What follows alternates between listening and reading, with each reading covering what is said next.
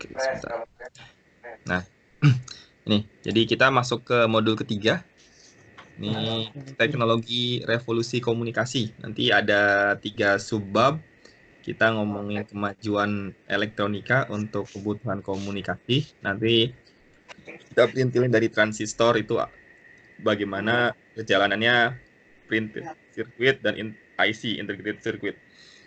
Terus ada perkembangan komputer dan komunikasi, dan nanti ada juga sejarah bagaimana perkembangan komputer mekanik, analog, dan digital. Saya siapkan beberapa foto-fotonya untuk menggambarkan komputer yang sekarang kita gunakan nih. Kalau teman-teman sekarang lagi pakai laptop, itu adalah sebuah hasil panjang dari penemuan-penemuan yang sudah berjalan mungkin sekitar 300-an tahun gitu.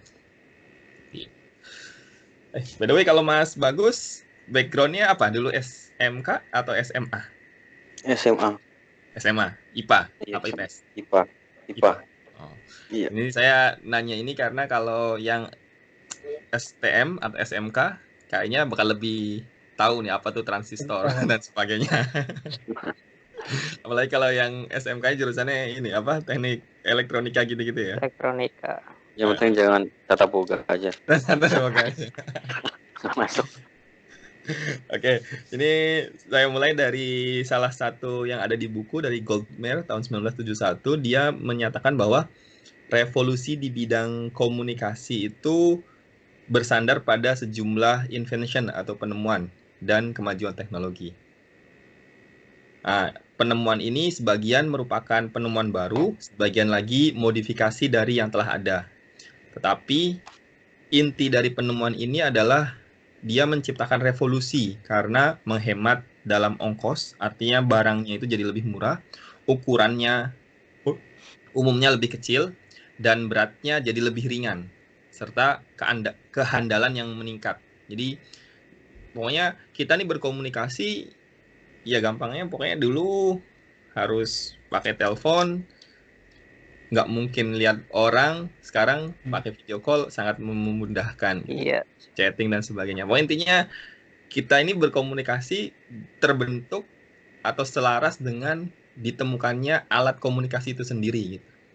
Nah, kalau kita ngomongin alat komunikasi itu sendiri, kita akan bisa membandingkan betapa ukuran itu berubah drastis dari yang tadinya segede apa gitu kan, sekarang sangat kecil sekali.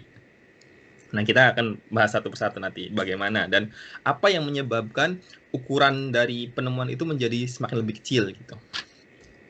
Nah, ini saya selingan saja gambaran perjalanan komputer modern nih. Ini masih terhitung modern tahun 1975.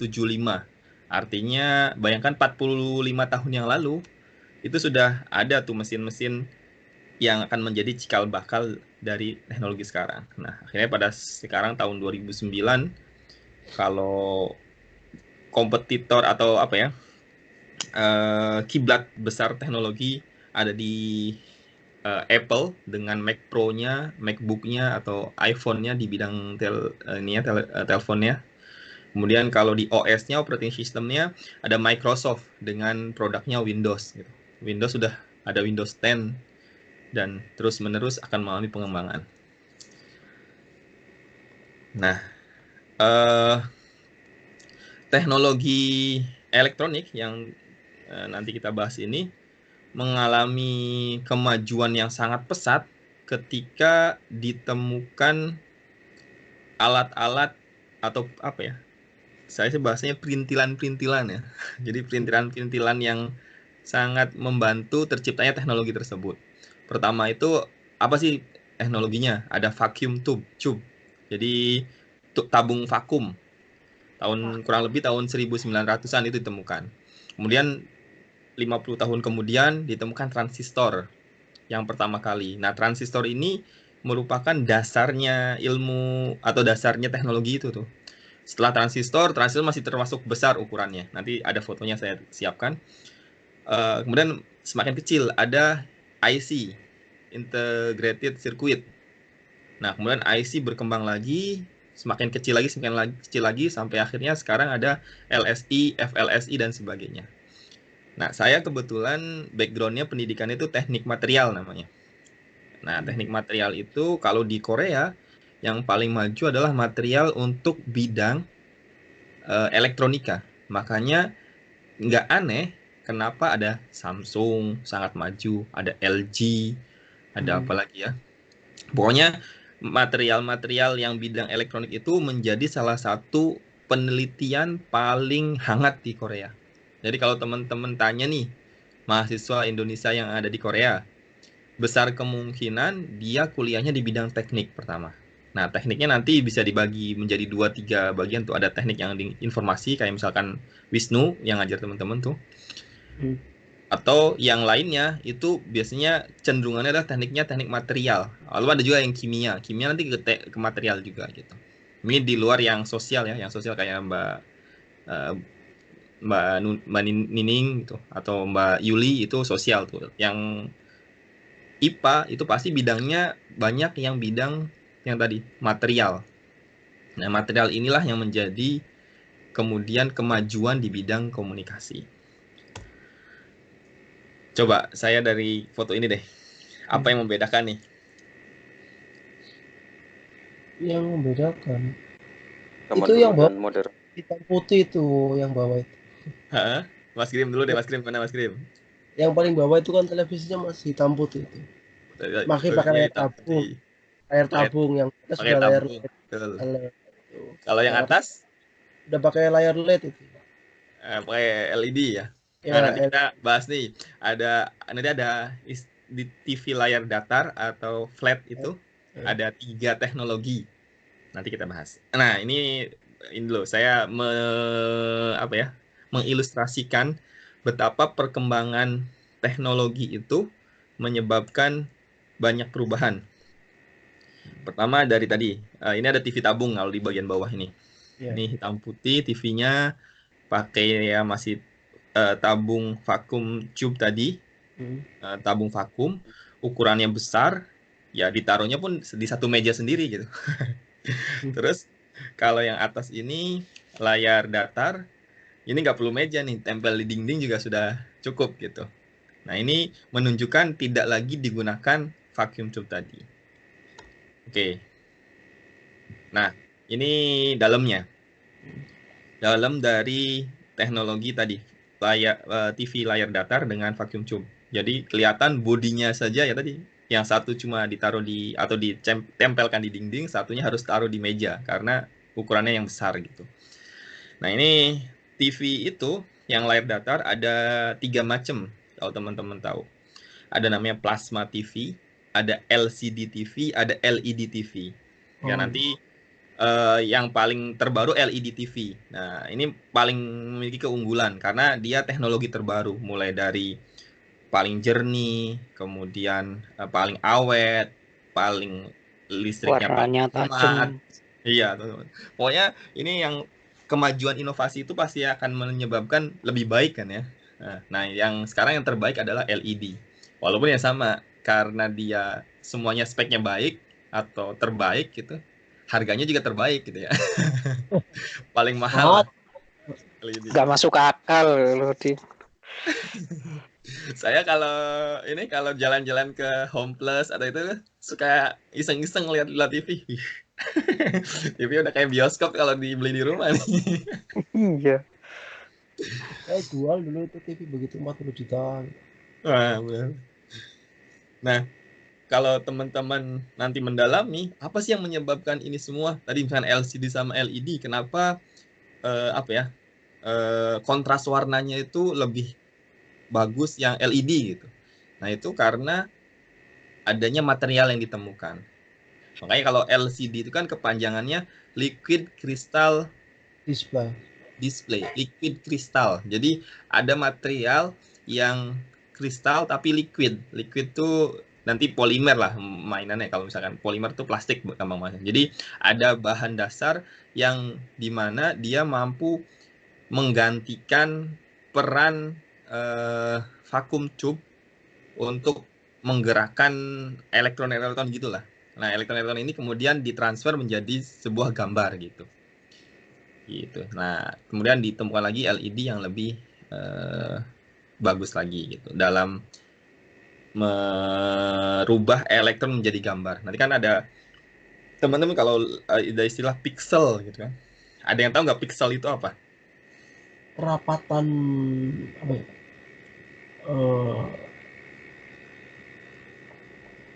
Tingkat kerapatan gambar tuh ya. Nah, betul Mas Krim. Jadi kalau teman-teman tuh bayangkan, ini di laptop teman-teman atau di handphone teman-teman, kenapa ada warna berbeda-beda? Terus pernah nggak kita punya foto kalau kita zoom gitu, kok pecah gitu. Tapi yang lain ada foto kita zoom kok nggak pecah-pecah gitu. Padahal zoomnya udah sangat tinggi sekali gitu. Nah itu karena tadi bahasanya Mas Krim kerapatan titik. Jadi yang namanya foto itu adalah kumpulan dari jutaan titik gitu. Titik.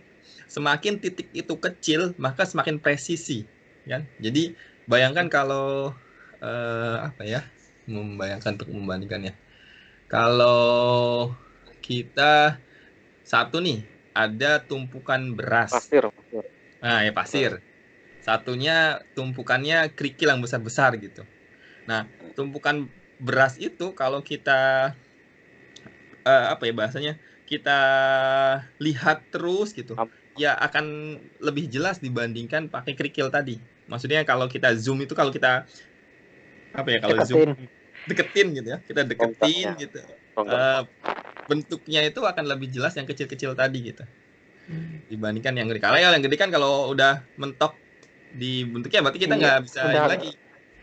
Iya udah pas gitu. Nah itu pixel gitu. Nah LED teknologinya adalah ke arah sana, di mana ada peningkatan dalam kualitas gambar. Nah kita balik lagi. Jadi awal mulanya ada atau ditemukan vacuum tube atau tabung elektronik yang digunakan pada ada radio zamannya dulu, kemudian lebih berkembang lagi ke TV gitu. Nah, vacuum tube ini ditemukan oleh John Ambrose atau Fleming nih yang paling dikenal. John Fleming. Ini kalau belajar fisika mungkin kita akan tahu tuh ada beberapa konstan ya. Fleming apa gitu. Kayaknya kalau nggak salah ingat tuh. Tahun 1904. Sedangkan kemudian ada lagi nih temannya vacuum tube, ada amplifying tube, kemudian triode ditemukan juga oleh E.D. Force pada tahun 1906. Nah, sejak saat itulah kemudian sirkuit elektronik meningkat dalam berbagai aplikasi seperti pemancar siaran serta instrumen elektronik yang lainnya. Jadi baru 120-an tahun lalu nih ditemukan teknologi yang menyebabkan kita menggunakan elektronik. Nah, dalam perkembangannya vacuum tube ini ada 3 perkembangan. Pertama, vacuum tube ini memproses sinyal berfrekuensi amat tinggi. Kemudian digunakan ketika adanya komputer. Nah, kemudian setelah menggunakan vacuum tube ini ditemukan adanya transistor yang sifatnya lebih lebih kecil, tapi dia nama istilah alatnya itu dia solid state yang nantinya mengganti vacuum tube ini. Tapi sebelumnya ada periode transisi gitu. Pengembangannya bagaimana, awalnya digunakan apa, kemudian ditemukan alat baru lagi bisa dipadukan untuk apa gitu. Nah, ini perkembangannya. Nah, kalau gambarnya ini seperti ini nih, dari yang paling besar vacuum tube, kemudian kecil ya dipadukan dengan yang lain sehingga bisa untuk aplikasi yang lainnya. Nah, ini vacuum tube. Kemudian maju era di mana transistor. Jadi tadi 1904 ditemukan vacuum tube, tahun 1947 ditemukan transistor. Nah, siapa yang pertama menemukan ini? Ini ada di Laboratorium Bell. Jadi di Amerika. Jadi pertamanya ini ada istilah material semikonduktor. Coba saya tanya dulu. Kalau material yang bisa menghantarkan listrik namanya apa? Konduktor. Konduktor. Kalau yang Konduktor. tidak bisa menghantarkan listrik namanya Apa itu? isolator. Isolator. Nah, material tuh ada isolator, ada konduktor. Nah, dulu cuma taunya orang gitu aja. Pokoknya kalau nggak mau kesetrum, ya sudah listriknya dililit lakban gitu, atau dililit kain atau apa gitu. Nah, itu namanya isolator. Isolator. Isolator. Tapi kalau mau nyambungin listrik, ya udah disambungkan pakai logam gitu, sehingga nanti listriknya nyambung. Atau kalau panasnya nyambung gitu. Nah, di kemudian hari ditemukan material namanya semikonduktor. Semikonduktor itu apa?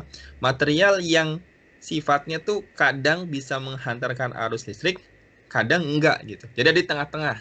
Nah, kapan dia bisa menghantarkan arus listrik? Ketika ada efek. Jadi ada yang macu gitu. Ada yang macu, misalkan kayak gimana ya? Ada dua bayangannya ya, ini gak menyimpulkan saja. Ada dua buah logam gitu. Di tengah-tengahnya ini ada material semikonduktor. Nah, kalau logam yang samping sebelah kanan nih, kalau misalkan saya gambarkan nih, sebelah kanannya dikasih panas gitu. Ternyata dia nyetrum gitu ke kirinya. Tapi kalau nggak dikasih panas, ya dia nggak nyetrum gitu si kirinya ini. Nah, ini gambaran dari semikonduktor. Nah, transistor merupakan aplikasi dari penemuan semikonduktor material ini. Nah, kemudian ditemukan transistor, diaplikasikannya untuk detektor frekuensi radio dan rectifier pada telepon. Ini pertama kali. Kemudian tahun 1947 ditemukan amplifier transistor.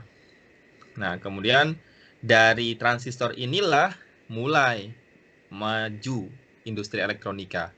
Elektronik lainnya diproduksi dengan ukuran yang lebih kecil, lebih murah, dan portable. Nanti kelihatannya di perkembangan komputer. Nah, ini transistor.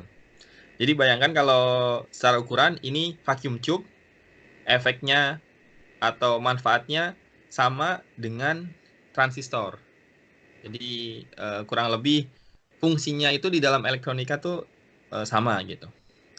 Nah, transistor kemudian mengalami loncatan jauh dengan adanya atau dengan ditemukannya printed circuit. Kalau teman-teman ini saya ingat nih kalau ngomong printed circuit tuh ingat kakak saya. Kakak saya kebetulan dia STM elektronika. Nah, jadi elektronika dia waktu kelas 2 SMK itu praktek disuruh bikin radio. Jadi oleh sekolahnya disuruh bikin radio. Nah, saya ngeliat tuh kakak saya bikin radio. Begitu dia beli printed circuitnya, dia solder sendiri transistornya gitu. Semuanya dia lakukan sendiri. Nah, saya karena ngeliat akhirnya waktu SMP saya berkeinginan ke SMK karena ngeliat kakak saya bisa bikin radio. Nah, karena cita-cita saya ingin bikin radio juga gitu. Tapi karena lain hal, nah, akhirnya saya tidak ke SMK, jadi ke SMA. Gara-gara SMA jadi kuliah. Gitu. Nah, salah satu yang memacunya adalah terkait dengan printed circuit ini. Jadi printed circuit itu mungkin teman-teman yang di SMK atau ya teman-teman juga mungkin sudah paham kali ya. Dia itu akan dipadukan dengan transistor tadi. Jadi transistor itu akan di solder biasanya entah dengan mesin atau dengan tangan gitu. Sehingga akan menghasilkan satuan elektronika yang dimanfaatkan. Nah, ini gambarnya. Ini printed circuit. Teman-teman mungkin tahu lah, pokoknya kalau bongkar-bongkar alat elektronik itu pasti ketemu ini gitu. Pasti ada. Pasti ada. Nah, coba saya tanya deh, Mas Grim kira-kira hafal nggak atau ngerti nggak kira-kira kode-kode ini nih? Nggak tahu saya. Nol besar saya. Atau Mas Ari ini, Mas Ari SMK. Nggak tahu. Nggak tahu. Kalau itu mah elektroniknya itu, kalau yang itu. Saya nggak ngerti. Nah, kalau mesinnya. Mesinnya ya. Nah, kakak saya tuh tahu tuh, ini nih yang bulat ini apa nih jenisnya yang harus dicolokin gitu. Ini transistor atau apa. Jadi ada maknanya nih, teman-teman. Sebenarnya saya ingat nih, dulu waktu SMP Fisika kelas 3, itu kita belajar dasar-dasar ini. Jadi kan mungkin dulu ada ini, transistor ada 3 warna gitu. Nggak tahu ya. Ah iya yang Pada ingat nggak ya? iya. Terus kalau dulu SMP itu Ingat lah. ngitung hambatannya berapa, voltage-nya berapa, gitu-gitulah. Nah, ini aplikasinya seperti ini. Nah, kakak saya waktu itu dia sampai ngeliatin atau ya saya ngeliatin dia bagaimana membuat radio itu dengan cara mensolder ini semua gitu. Nah, setelah disolder barulah terbentuk seperti ini. Nah, ini namanya printed circuit. Gara-gara inilah alat elektronik kemudian menjadi semakin simpel. Nah, nggak cukup ternyata sampai sini. Muncul IC, ada namanya integrated circuit. Nah, dia semakin meminimalisir atau mengecilkan alat-alat yang tadi besar tersebut. Selain memperkecil, juga menyambungkan. Jadi, saya juga takut salah nih, tapi kurang lebih seperti ini. Kalau ada alat elektronik itu, setidaknya nanti ada yang hambatan, ada yang menghasilkan tegangan, ada yang apalah ngatur arus listrik misalkan. Jadi intinya tadinya tuh masing-masing tuh. Ini yang hambatan di sini, yang resistansi gitu. Ini yang transistor di sebelah sini. Nah, ditemukannya IC itu memperkecil karena fungsi dari komponen-komponen tersebut menjadi satu. Nah, sehingga pada awal tahun 60-an itu pada tahun 60-an itu ditemukan teknologi namanya silikon. Di mana silikon ini adalah material semikonduktor yang manfaatnya sangat banyak di elektronika. Jadi di dalamnya ini nih, teman-teman, di dalamnya transistor seperti ini itu sekarang digantikan dengan adanya silikon. Nah, di aplikasi yang lain juga sama. Silikon ini membantu dalam mengecilkan alat-alat elektronika. Nah, bagaimana penampakannya? Ini yang namanya IC nih. Jadi tadinya yang ini harus gede, sekarang udah kayak kecil-kecil gini, dimana efeknya itu membantu banyak dalam peningkatan kemampuan dari alat elektronika. Nah, perkembangannya bagaimana? Ada ditemukan LSI namanya, Large Scale Integration, yang dimana LSI ini dia mampu memuat ratusan transistor. Bayangin transistor yang segede ini, nih fungsinya sekarang digantikan oleh IC yang sekecil ini, dan itu satu ini sama dengan ratusan transistor yang tadi gitu. Nah, ini yang menyebabkan kenapa komputer itu semakin kecil sekarang gitu. Bahkan ya sekarang tidak hanya LSI, tapi FLSI, Very Large Integration, yang artinya ya lebih besar, berlipat-lipat dibandingkan LSI. Artinya ya ratusan transistor itu cuma ada di satu IC ini. Gitu. Nah, kemarin kan kita sempat ngobrol. Nah, sekarang ada saya sempat kemarin tuh minta teman-teman coba googling fleksibel ini apa? handphone yang kayak kertas fleksibel gitu. Nah, itu artinya apa? Sudah tidak menggunakan IC lagi nih. Tapi dia menggunakan cuma satu lembar aja. Nah, nanti ada materialnya. Kalau ini kan ngomongnya silikon materialnya ya. Kalau yang selembar itu ada materialnya grafin. Nah, ini juga Korea sudah mengembangkan. Kita tinggal nunggu aja lah pokoknya kapan dikomersilkan gitu. Nah, di buku ini belum dibahas nih apa tuh material grafin. Tapi kalau di bidang saya itu sudah sangat gamblang dibilang grafin. Makanya kalau kami di teknik material, apalagi yang fokusnya di bidang elektronik, sudah nggak akan asing lagi bahwa 10 tahun lagi atau 5 tahun lagi handphone yang selembar kertas itu bakal ada. Pasti mahal. Iya, ya sekarang masih mahal memang. Kondisi seperti itu. Jadi awal penemuan itu biasanya masih skalanya kecil dan harganya masih mahal. Nah, ke depan kalau sudah diproduksi massal, produksi banyak, maka akan murah tuh jatuhnya harganya, dan ya kita nunggu aja lah gitu. Takutnya kalau keselip hilang itu. Nah itu kalau yang dilakukan oleh Samsung itu dia bentuknya ini pensil. Jadi pensilnya itu kayak ngegulung gitu. Jadi kalau mau digunakan, dipencet dia akan seret gitu. Jadi kayak apa ya? Kayak ini apa namanya? Bayangin kayak Bukan, apa namanya? Ukuran penggaris yang biasanya kain itu. Penggaris mengukur kain gitu loh. Iya, Atau iya, iya. orang bangunan itu. Jadi penggarisnya orang bangunan itu yang ditarik itu ada roll itu. Nah, Oh iya.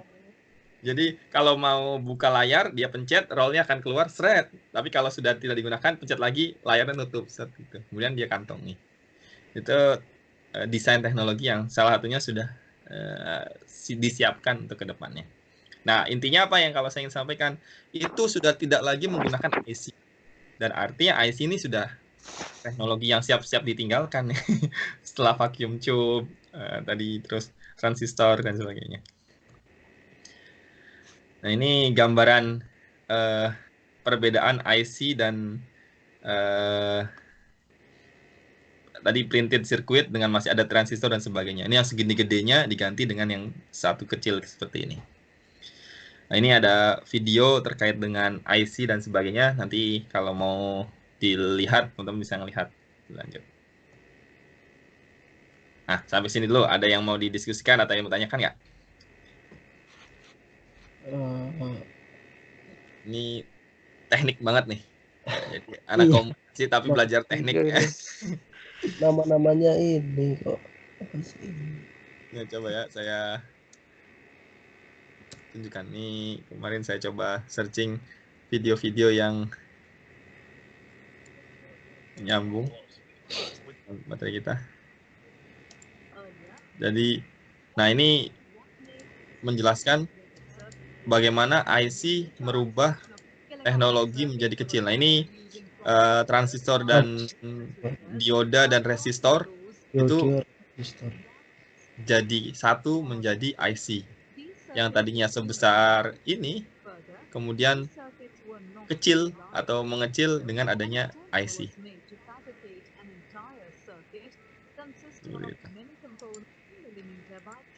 Nah ini kecil-kecil. Nah ini lebih teknis tuh. Bagaimana IC beroperasi di bidang atau di elektronika. Gitu. Oke. Kalau nggak ada pertanyaan, saya lanjut ya. Ini kemudian kita sudah tadi terkait dengan elektronika, terkait dengan transistor, vacuum tube, dan IC.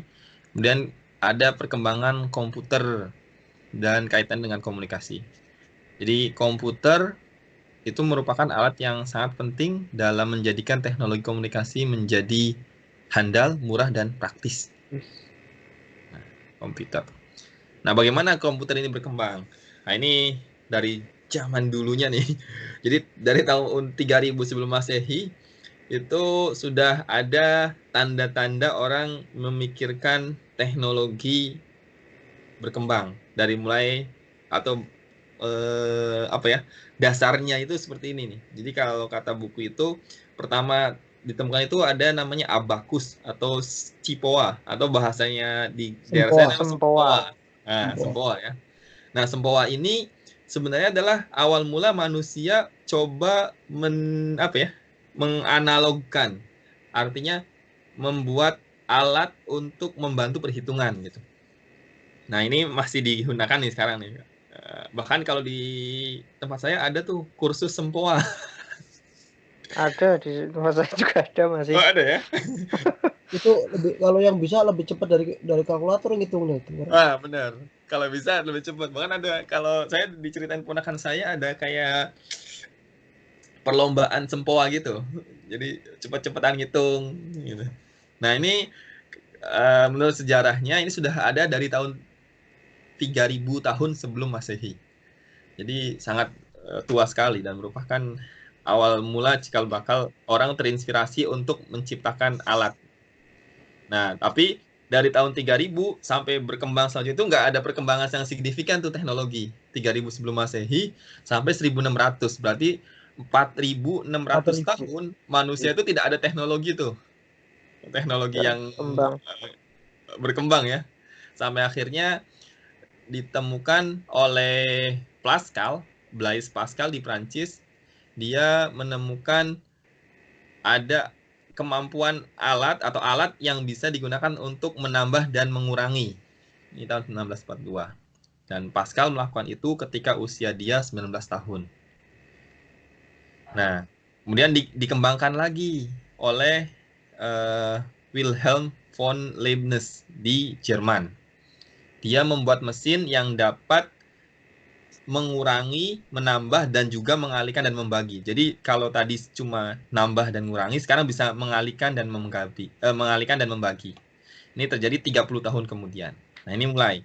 Orang semakin cepat membuat alat gitu. Nah, ini alatnya masih manual kali, ini. Belum menggunakan listrik gitu. Jadi jangan bayangkan baterainya di mana ya. Karena baterainya mungkin ketika itu belum ditemukan nih. Jadi alatnya sederhana. Nah, kemudian di tahun selanjutnya, nah ini mulai cepat. Jadi bayangkan ini tahun 1672, 200 tahun kemudian ada seorang ahli matematika namanya Charles Babbage. Ya, Babbage. Dia mengotomatiskan perhitungan fungsi aljabar dengan melakukan serentetan pengurangan. Jadi dia membuat mesin namanya analytical engineering. Nah, ini alatnya nih. Saya sampaikan fotonya dari Google. Ini analytical engineering. Mesin ini kemudian dia dikembangkan. Walaupun konsepnya kemudian dia buat, tapi tidak sampai selesai. Jadi maksudnya dari mesin analytical engineering ini dia coba di-improve gitu. Ada namanya advanced programming. Jadi dia memunculkan pemrograman yang lebih maju dan kemudian menciptakan alat yang lebih canggih dari analytical engineering ini. Tapi belum selesai. Dia keburu meninggal sepertinya. Nah, kemudian tahun 1915, nah ini dia sudah memunculkan alat teknik calculating yang elektrik dan mekanik dengan prinsip programming. Jadi alat yang tadinya baru dikonsep oleh Charles Babbage ini disempurnakan oleh Leonardo Torres di tahun 1915. Nah, di tahun 1931 dari Amerika ada Vannevar Bush. Dia mendesain komputer analog yang disebut sebagai differential analyzer. Nah, ini differential analyzer nih. Ini sudah menggunakan listrik nampaknya karena sudah banyak kabel-kabelnya nih. Nah, ini belum ngomong komputer yang sekarang kita gunakan ya. Ini masih jadul sekali. Jadi saya ingin mengajak teman-teman merenung betapa pesatnya teknologi zaman kita. Ini dari pertama kali prinsipnya ditemukan, katakanlah awal mulanya analytical engine ini adalah penemuan yang dahsyat gitu ya, yang merubah orang memikirkan untuk membuat komputer. Ini tahun 1821. 100 tahun kemudian itu baru bisa diciptakan alat yang sama. Masih ngitung-ngitung aja nih. Belum komputer yang wah banget gitu.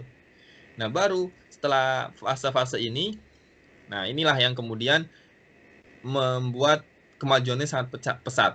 Jadi tahun 1935 di Inggris ada Douglas Hartree dan Arthur Porter. Dia membangun sebuah komputer analog dengan menggunakan bagian-bagian mekano senilai 20 pon.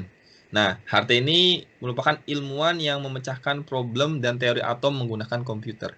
Artinya perkembangan teknologi semakin canggih dan membuat fase pembuka untuk elektronika yang kalau tadi kita hubungkan 1935 1940 itu ini awal mulanya ada vacuum tube dan sebagainya nih. Nih, Dengan 1935 ke 1940.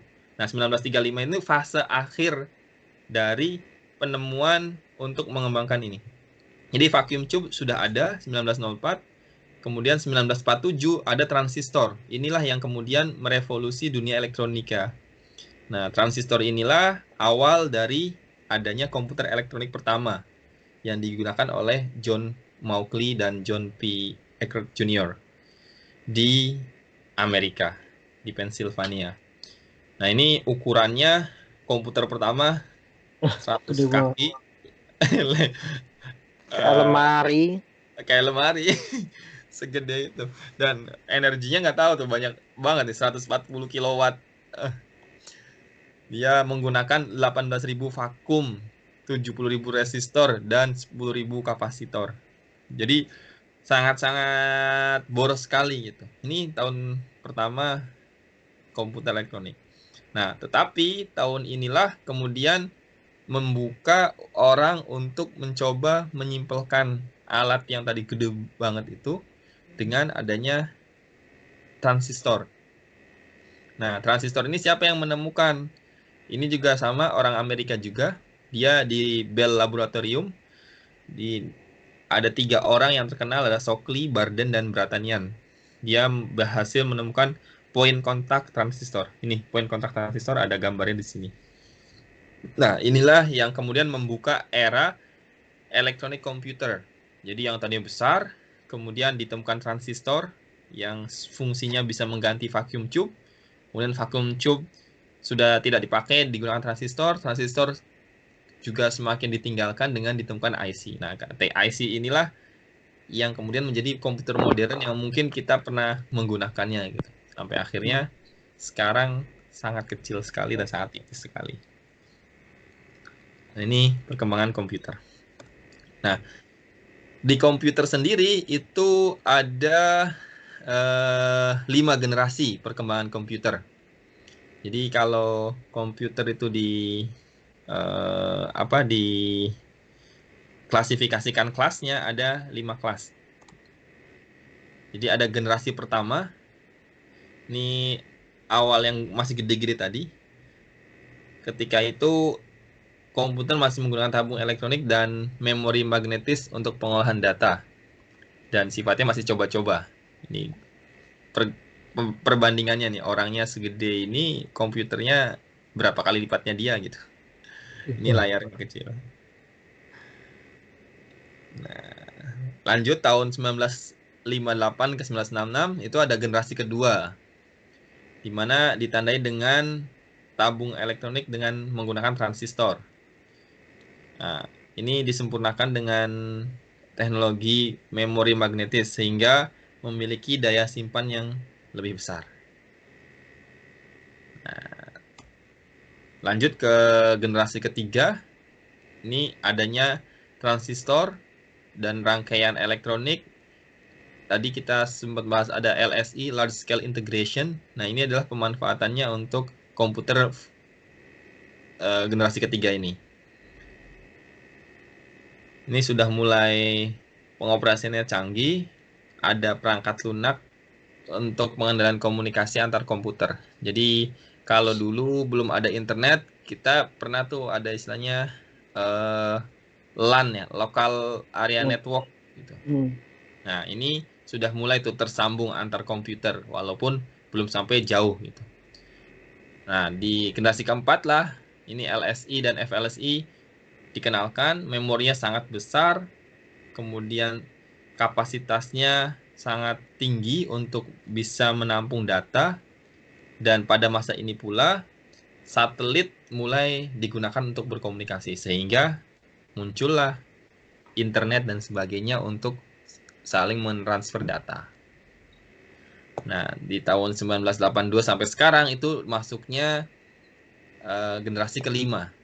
Nah, generasi kelima ini mengarah ke arah artificial intelligence, jadi kecerdasan buatan. Makanya nih aplikasinya itu tidak lagi ke komputer, tapi bagaimana membuat robotnya nanti kayak manusia gitu. Nah, ini generasi perkembangan komputer. Wah, ini sudah Hampir selesai nih. Komputer. Lumayan cepet nih saya menyampaikan hari ini. Ada Materinya ya. juga dikit sih kayaknya. Materinya memang dikit hari ini. Nah, kemudian kalau kekinian komputer ini berbagai bidang kehidupan sudah sangat tergantung banget dengan komputer. Ya, semuanya sekarang. Semuanya ya. Jadi mulai dari di industri teman-teman mungkin di pabrik ya semuanya pasti pakai komputer gitu, robot, otomasi industri. Ya walaupun manual atau orang masih digunakan tapi sudah otomasi lah. At least orangnya biasanya pencet-pencet tombol gitu misal. Ya ada angkat-angkatnya dikit tapi mostly atau sebagian besar menggunakan alat-alat. Nah, controllingnya ini menggunakan komputer. Tapi kalau yang kerja di kantor, kerjanya memang ngadepin komputer gitu ya. Makanya kalau sekarang ada istilah work from home gitu, WFH, ya biasa aja. Orang biasanya juga cuma ngadepin komputer aja. Nggak ada masalah sih. Kirim data juga cuman butuh internet. Internet, bener. Bahkan kalau teman-teman saya cerita yang kerja di kayak e-commerce, kayak Bukalapak, Tokopedia, Shopee, dan sebagainya, itu kerjanya sangat fleksibel, bahkan boleh dari rumah gitu. Karena ya datang ke kantor pun apa sih gitu. Paling yang ngadepin komputer, bahas apa nggak yang ada ada bedanya. Nggak ada bedanya. Paling gibah. Gibah. Bener, Mas. Yang ada tuh teman saya ada yang cerita, yang ada tuh kalau ke kantor tuh sebenarnya nyari makan siang karena dia kursinya itu ini katanya di kantin gitu. Jadi apa ya, tempat kerjanya tuh bebas gitu. Boleh kamu kemana, kantin sana gitu atau apa gitu katanya. Jadi kalau ke kantor tuh cuma ya biar dapat makan gratis aja. Memaksa. Tapi biaya transportnya juga sama. Ya, ini ya apa bensin aja ongkos keluaran Iya. jadi. Nah itu karena ya sekarang semuanya menggunakan komputer. Jadi telekomunikasi pasti gitu kan. Sistem keuangan dan elektronik juga komputer based gitu. Sudah tidak lagi manual, bahkan sekarang tidak lagi komputer based. Apa ya, handphone based gitu. Cuma pakai handphone semua gitu. Teller itu sudah siap-siap tergantikan dengan adanya mobile banking dan internet banking. Iya. Semua serba di HP kok sekarang. Nah, surat juga sama, kita mungkin bisa mengetahui bagaimana Pak Pos itu sudah tidak dikenal mungkin oleh generasi anak-anak kita kali. Siapa sih Bapak Pos itu gitu. Udah nggak ada orang lah. Udah nggak ada ya kayak sini. Nggak ada. Mungkin lagunya kita malah ngirim barang apa itu online shop sekarang Pak Pos. Oh iya. Pak Pos tuh dikenalnya bukan ngirim surat ya, ngirim barang. Nah itu elektronik atau komputer berperan di dalamnya. Nah, konferensi jarak jauh yang seperti kita sekarang laksanakan ini video call itu juga komputer based. Dan yang paling kita tunggu adalah sebenarnya kecerdasan buatan atau internet artificial intelligence, big data, IoT, Internet of Things itu membuat kecerdasan buatan. Jadi apa sih kecerdasan buatan itu? Kemarin saya sempat sampaikan tadi kelas ini atau kelas lain. Misal nih, sekarang lagi rame coronavirus. Orang kan pada nanya, coronavirus itu diceknya pakai apa sih gitu. Jadi ada step by stepnya tuh. Mulai dari pertama, ditanyain dulu, kamu ada indikasi ketemu sama orang yang positif coronavirus nggak? Pernah ke luar negeri nggak? Gitu. Iya gitu. Kalau iya, dicek. Cek pertama adalah cek rongsen paru-paru. Jadi kalau di rongsen paru-paru itu ada sesuatu yang aneh, ada bercak putih misalkan, itu mengindikasikan ada virus di dalamnya. Nah baru setelah itu dicek menggunakan tes darah gitu. Atau ya tes ingusnya gitu. Nah pertanyaannya adalah bisa nggak kita nggak harus cek darah atau cek ingus gitu, kita cukup pakai X-ray gitu. Itu ternyata bisa. Teman-teman yang bidangnya komputer itu menggunakan kecerdasan buatan. Kecerdasan buatannya apa? Dia mengumpulkan foto X-ray dari ribuan orang yang positif corona. Dicocokkan. Nah, terus dia juga harus punya foto ribuan, bahkan mungkin ratusan ribu, bahkan jutaan foto orang yang normal gitu. Jadi nanti dibandingkan tuh orang yang normal dengan orang yang kena corona itu paru-parunya kayak apa sih gitu. Nah itu namanya big data tuh. Nanti kecerdasan buatannya dia akan ngomong tuh. Jadi ketika kita input foto, masukin foto nih, set, fotonya lebih mirip ke orang yang kena corona atau nggak kena corona gitu. Nah artinya nanti komputer yang ngejawab tuh, oh dia nggak corona kok gitu, dia kena corona gitu. Nah ini gambaran dari yang namanya kecerdasan buatan. Nah ya ini baru satu. Nanti kedepannya apalagi? Dokternya robot sih harusnya. Dokternya biar robot. Gak terkena, biar nggak kekena virus dia. Oh Jadi iya. dokter yang aslinya di luar yang ngendaliin doang. Harusnya begitu. Harusnya biar aman. Saya kemarin nonton film apa ya judulnya ya? Yang namanya kecerdasan buatan itu sudah dibayangkan atau sudah diimajinasikan oleh orang-orang ya benar. Jadi dokter tuh nggak ada, tinggal kita masukin ke alat gitu. Alatnya ya entah rongsen, entah foto kita, entah apa dicek gitu. Kemudian ya alatnya akan menunjukkan oh kamu sakitnya ini, ginjalnya seperti ini karena ginjal kamu mirip seperti orang kena batu ginjal misalkan. Nah, itu memang kalau kata orang-orang AI, artificial intelligence, kecerdasan buatan, salah satu profesi yang mungkin beberapa tahun yang akan datang terancam adalah dokter katanya. Iya, soalnya sekarang yang operasi rumit-rumit itu kan kayaknya juga udah pakai mesin kan, yang kecil-kecil gitu. Nih, saya ada temen kerja di Yangsan, Mas Grim. Di Yangsan, dulu S2 di saya di S2-nya di tempat yang sama dengan saya di kampus di Daegu. Sekarang kerja di Yangsan, kerjanya itu membuat kawat. Kawatnya digunakan untuk operasi jantung. Jadi kawatnya itu khusus materialnya. Jadi si kawat itu gini Mas, kalau kita punya kawat kan panjang, katakan 1 meter.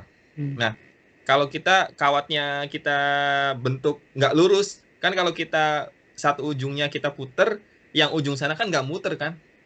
Iya. Iya, pokoknya dia nggak bakal bergerak gitu.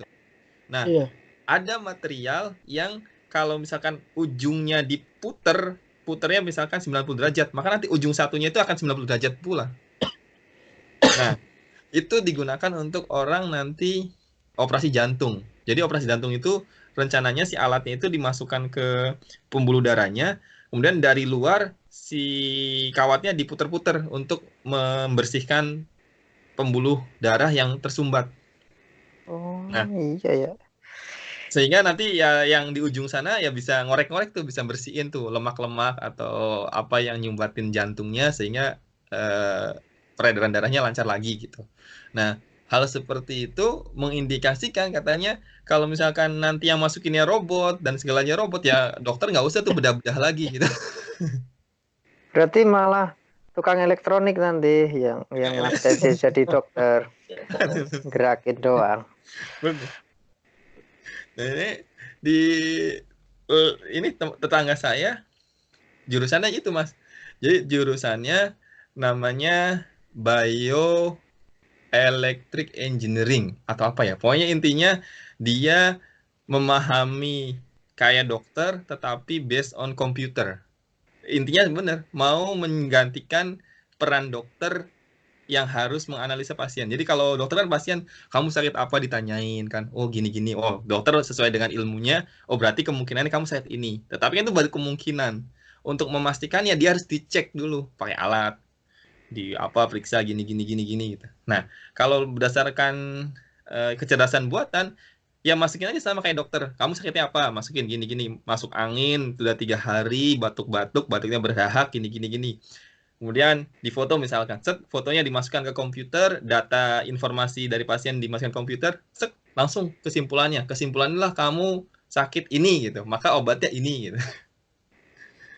Nah itu sudah ada dan sudah orang memikirkan untuk mengarah ke sana. Jadi kalau saya urutin dari atas nih, sistem keuangan menggunakan elektronik itu sekarang sudah terjadi tuh, yang namanya teller di bank itu sudah tidak dibutuhkan tuh. Kita semuanya sudah internet elektronik, internet based semua atau mobile banking semua gitu. Banyak kan. Nah, Pak Pos sudah nggak ada lagi sekarang, sudah digantikan surat elektronik, email atau enggak WhatsApp dan sebagainya gitu. Nanti pengiriman barang mungkin pakai drone. Menurut saja nih. Langsung tinggal kirim lewat drone atas Wes, nyampe. Itu DHL katanya sudah ada tuh DHL. Nah, pokoknya kita tidak akan, saya sih apalagi kalau hidupnya kayak di macam negara Korea ya, yang teknologi itu sangat melek sekali mereka gitu. Nah, teknologi melek ini menyebabkan perkembangan yang sangat pesat dan ya kita bakal melihat tuh perbedaan yang sangat dalam bagaimana perubahan teknologi itu menyebabkan perubahan gaya hidup kita, termasuk gaya berkomunikasi. Gitu. Wah, ini sudah selesai. Ini semester minggu depan itu kait dengan satelit. Nanti saya cantumkan video link yang bagus terkait dengan satelit, teman-teman bisa tonton, nanti bisa memahami kenapa kita bisa pakai GPS. Satelit itu adanya di mana sih? Berapa kilometer sih tingginya gitu. Nanti minggu depan kita belajar, tapi untuk awalan silakan nanti setelah kelas ini teman-teman tonton link YouTube yang saya berikan di ini. Gitu. Finish nih. Ada pertanyaan atau diskusi nggak nih? Hari ini nggak terlalu nyambung banget dengan sosialnya ya, mulai ke teknik banget nih ngomong teknik. Ini harusnya pelajarannya para pembuat mesin ini.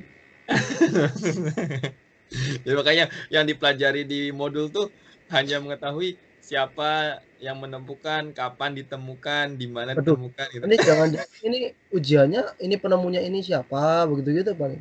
Iya. Iya tewas itu kalau gitu mah. Yang pertama, yang kedua gitu pasti begitu coba. Benar Mas Krim.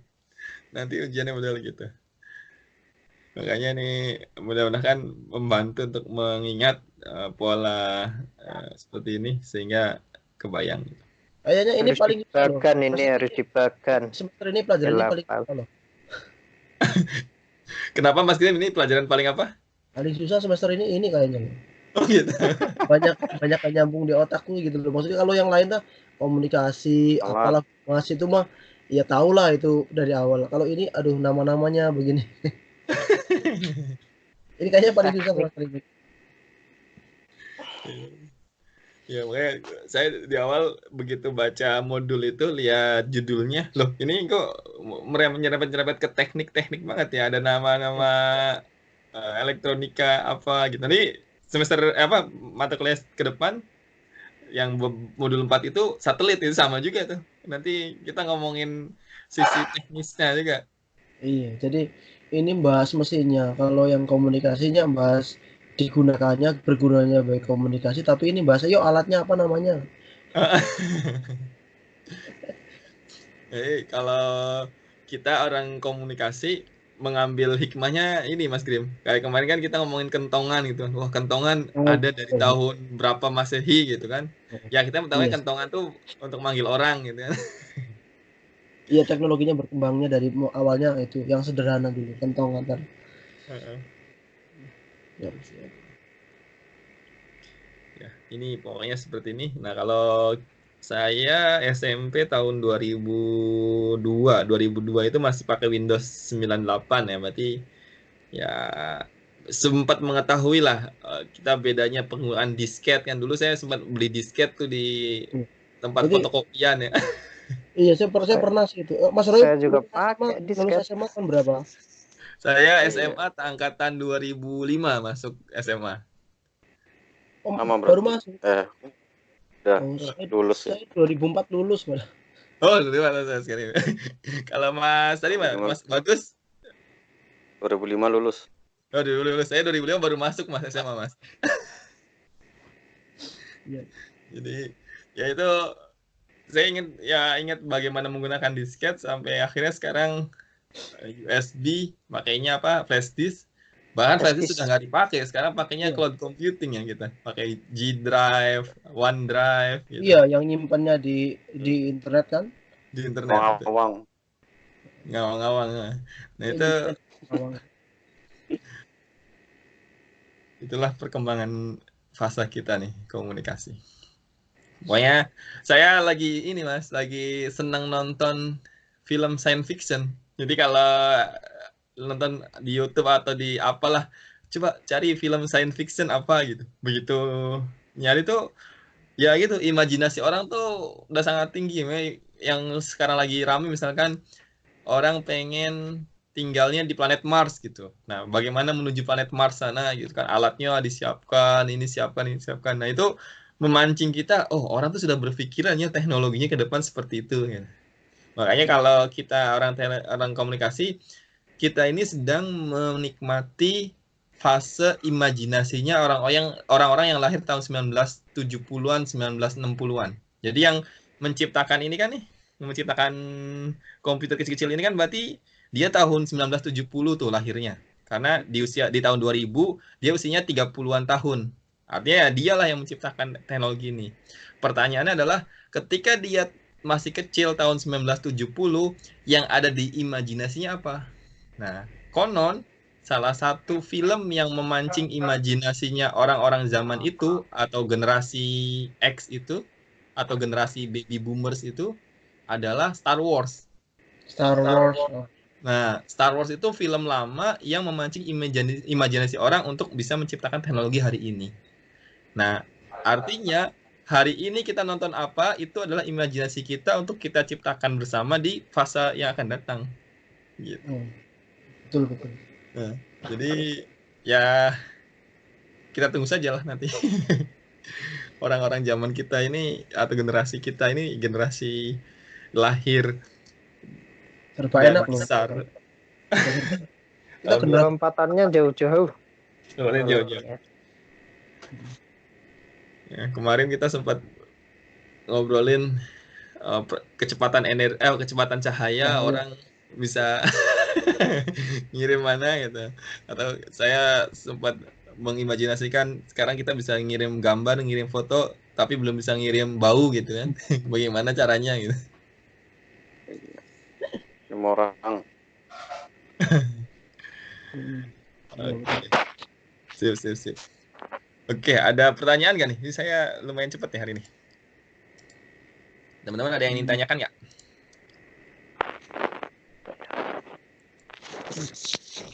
Sudah sih. Sudah. Bagus, Mas Ari. Sudah. Sudah ya. Kalau sudah, kita kayaknya hari ini lumayan cepat karena semuanya sudah selesai. Link nanti silahkan lihat ini lagi slide presentasi saya. Ada beberapa video yang saya cantumkan untuk bisa Mas Gri, Mas Ari, dan Mas Bagus lihat-lihat, termasuk untuk materi minggu depan. Minggu depan kita ngomongin satelit. Saya harapannya teman-teman lihat video itu karena itu satu modul tuh. Satu modul ke depan tuh ada di video 15 menit itu kalau salah. Enggak lebih dari 15 menit lah kayaknya. Dia menjelaskan bagaimana satelit beroperasi. Nah, nanti dari situlah komunikasi zaman sekarang ini kita bisa mengerti gitu. Internet tuh bagaimana bisa nyambung gitu. Adanya di mana sih kalau kita ngomong sumber internet tuh ada di mana sih gitu. Atau kalau kita nyari gambar di Google, sebenarnya sumbernya gambar itu ada di mana sih gitu. Disimpannya ada di mana gitu. Mungkin teman-teman nanya tuh, ada di mana gitu. Dan kan pengen bikin itu wifi sendiri Mas. Video kenapa kalau kita nonton YouTube misalkan kadang ada buffer, kadang ada loading gitu. Nah ini kenapa gitu ada loading nih? Apakah istilahnya kalau kita ngambil barang tuh barangnya di sana penuh atau macet di jalan atau gimana gitu? Nah itu nanti kita bahas di pertemuan selanjutnya. Gitu. Oke, nggak ada pertanyaan? Kalau nggak ada, saya cukupkan hari ini. Terima kasih banyak Mas Bagus, Mas Ari, dan Mas Grim. Hari ini kita berempat. Kemarin cuma bertiga Mas Bagus. Nanti mudah-mudahan yang lain yang belum bisa bergabung juga. Ya, seperti yang saya pernah sampaikan, kalau misalkan jam ketiga ini sudah terlalu hektik karena dari pagi sudah mantengin komputer mulu, ya kita bisa lah nanti pindahkan jamnya gitu, sesuai dengan kesepakatan. Tapi kalau merasa nyaman, ya sudah, kita keep on going dengan waktu yang sudah ditentukan ini. Siap. Gitu. Oke, terima kasih semuanya. Selamat melanjutkan istirahat dan semoga selalu sehat semuanya. Selamat sore. Assalamualaikum warahmatullahi wabarakatuh. Waalaikumsalam warahmatullahi wabarakatuh.